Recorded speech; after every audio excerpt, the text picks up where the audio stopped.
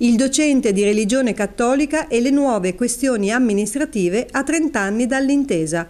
Un convegno tenutosi a Vicenza il 27 marzo scorso per riflettere sull'evoluzione della figura e del ruolo dell'insegnante di religione. La considerazione positiva è quella che con l'intesa si è raggiunto finalmente, dopo un percorso che è durato addirittura un secolo, una normalizzazione per ciò che attiene all'insegnamento della religione cattolica. Si sono fissate anche le regole entro cui, come giusto ai sensi della Costituzione e dei trattati internazionali sulla tutela delle fedi o in genere della libertà di pensiero, per l'alternatività. Rimane il fatto fondamentale che siccome l'Italia è un paese di maggioranza assoluta cattolica, anche se non ha una Costituzione di tipo confessionale, quindi l'intesa riesce a coniugare bene la necessità di assicurare l'insegnamento della religione dominante nello Stato con delle altre libertà di religione, e soprattutto vedo che l'intesa regge bene anche con diciamo, le percentuali che sono chiaramente modificate a 30 anni per quanto riguarda un forte afflusso di cittadini o anche non cittadini per il momento di altra religione, pensando ai forti flussi migratori che hanno portato comunque in pari livello sia molti non cittadini europei di religione cattolica, pensiamo da tutti quelli che vengono dal Sud America o da alcune zone dell'Asia, e ha portato anche invece una forte componente di religione islamica che però diciamo, può vivere i suoi diritti, può vivere la sua autonomia religiosa nell'ambito dell'intesa senza nessun problema. La prima intesa ha avuto il merito di rappresentare già uno statuto dell'insegnante di religione conforme alla Carta Costituzionale e in armonia d'intesa appunto come conclusione del concordato tra la Chiesa e lo Stato. Quindi uno statuto dell'insegnante di religione per una presenza nella scuola organica alla scuola, insegnante di una disciplina di pari valore rispetto alle altre discipline, con titoli di qualificazione riconosciuti, e non è cosa da poco. È stato superato con quella intesa il paradigma dell'esonero. Cioè prima chi non voleva fare religione doveva chiedere un esonero, adesso invece è una scelta paritaria. Certamente questo ha dato molte responsabilità all'insegnante di religione, molte responsabilità anche alla comunità cristiana. Con quella intesa si è avviato un momento di responsabilizzazione diffusa, larga, a largo spettro.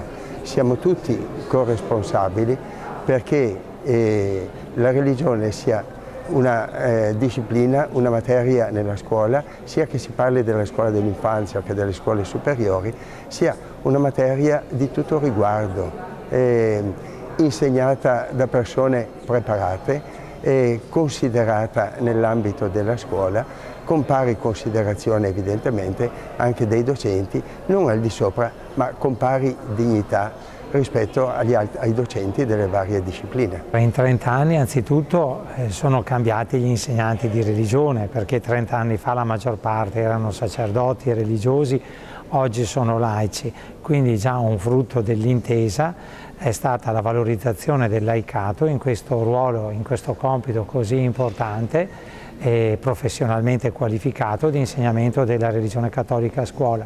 E sotto questo aspetto diciamo che in questi 30 anni l'insegnamento della religione è diventato sempre più una disciplina scolastica nelle finalità della scuola e sempre meno catechesi. E di questo dobbiamo ringraziare l'intesa, dobbiamo ringraziare la CEI e lo Stato e dobbiamo ringraziare soprattutto gli insegnanti di religione. E io penso che la centralità oggi dell'insegnante di religione all'interno di una riforma come quella della scuola sia un ruolo sempre più importante, sociale, non solo educativo, ma anche dal punto di vista valoriale ed etico, a cui noi legislatori, parlamentari, dobbiamo guardare oggi con grandissima attenzione. Anche, come dire, superando alcuni ostacoli che negli anni scorsi ci sono stati anche per sensibilità politiche diverse, sensibilità culturali diverse.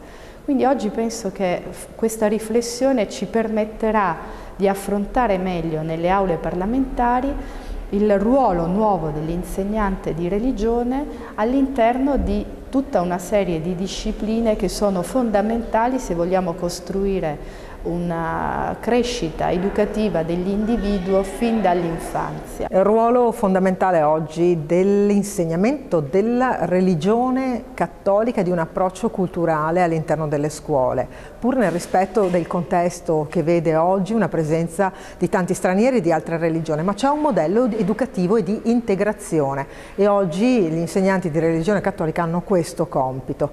Devo dire in un contesto molto più difficile di quanto non fosse 30 anni fa. Oggi c'è un disagio giovanile molto marcato, ci sono famiglie che hanno perso il ruolo di punto di riferimento e alla scuola vengono riversate troppe aspettative anche da parte della società. Non ultimo poi il fatto che si cambia sempre stile con il cambiare dei ministri, perché ciascuno vuole fare una propria riforma, quasi a voler restare nella storia per questo. La storia è fatta invece dai grandi fenomeni culturali, educativi soprattutto, e quindi la scuola oggi ha bisogno di stabilità, soprattutto di certezze. Un convegno molto importante, molto interessante sul ruolo degli insegnanti di religione all'interno della scuola pubblica, che è una scuola laica, che è una scuola non confessionale, un ruolo sempre più determinante perché sono insegnanti competenti, molto preparati, capaci di trasmettere ai nostri giovani, agli alunni, il valore della multiculturalità, il valore del confronto